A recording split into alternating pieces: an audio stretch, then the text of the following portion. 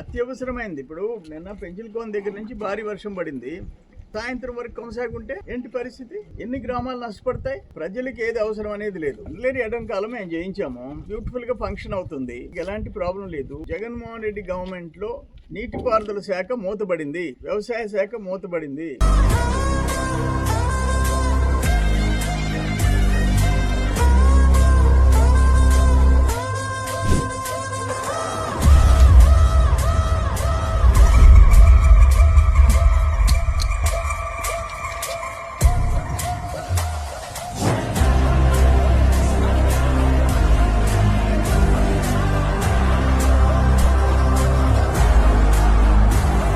కిలోమీటర్లు 95 కోట్ల రూపాయలు మనం మళ్ళీ టెండర్స్ పిల్ చేయాల్సిన అవసరం ఉంది. మరో 95 crores.